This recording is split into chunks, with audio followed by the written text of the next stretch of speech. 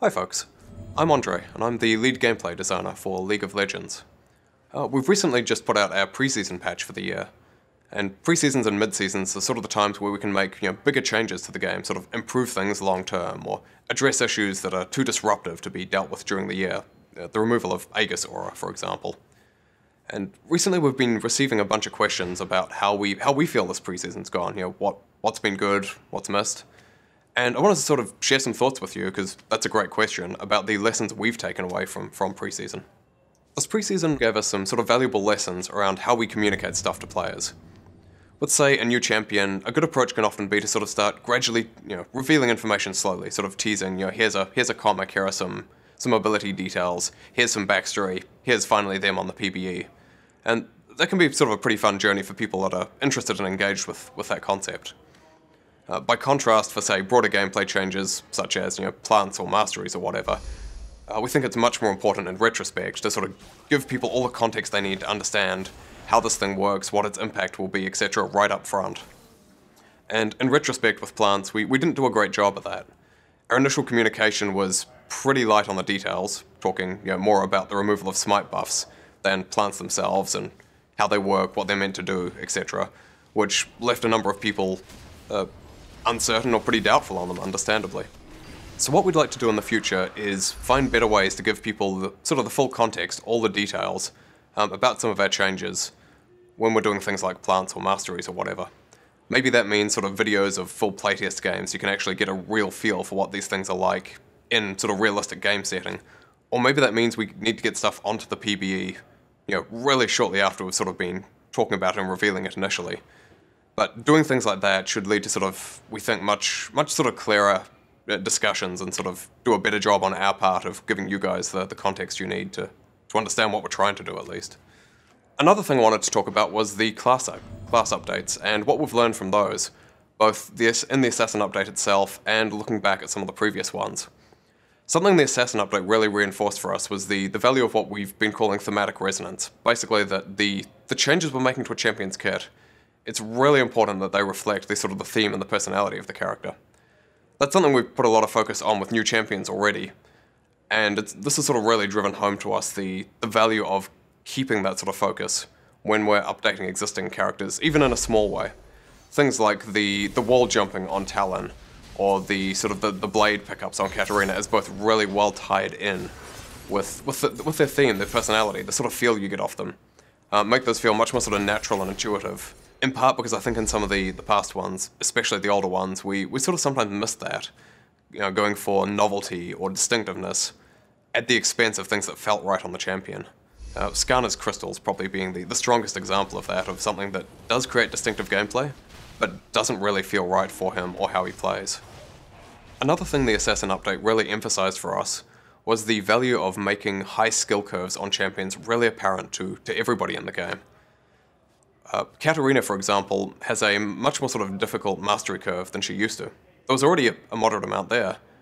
We've added some extra on as well though, but it's been done in a way that is really sort of apparent to both the Cat player and to everybody else in the game, whether she's doing really well, doing really poorly. That means you play around it, you can sort of celebrate those successes, or celebrate those cases where you shut her down really hard. By contrast, in our sort of previous update with the mages, we added some mastery curve to Vladimir, for example, but it's done in a less apparent way. And that can make it somewhat more difficult to sort of make a champion both balanced and sort of appreciable in terms of what they're doing. So going forwards, we're very much going to sort of put a lot of focus on getting those skill curves really visible to other people in game. In terms of the changes to support items, thinking Redemption and Knight's Vow primarily, there's a couple of things there that are sort of big takeaways for us. The first is the value of support items that have really apparent power. This is something we talk about internally quite a lot anyway, sort of the difference between invisible power and really appreciable visible power. But say Redemption is a great example of how much better something that's really sort of concentrated and well communicated can feel than say an invisible aura that, while it may be as powerful or more powerful, doesn't feel anywhere near as good. The other thing that was reinforced for us was the value of items that are really tailored to what you want to be doing as a champion.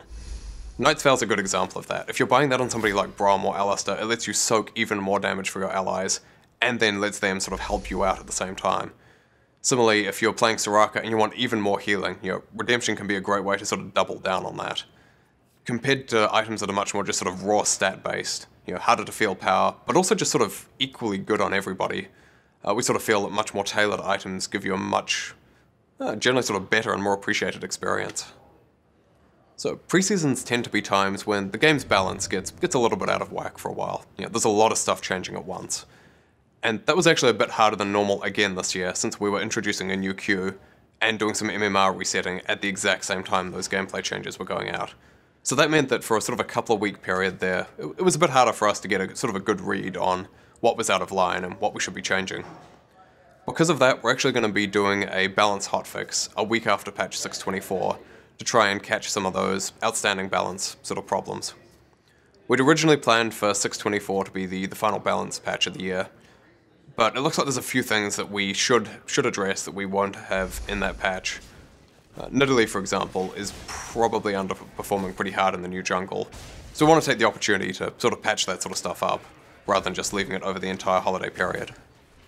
Something else we've also been trying to focus on more this preseason is making systemic changes, to items or masteries, before we change champions.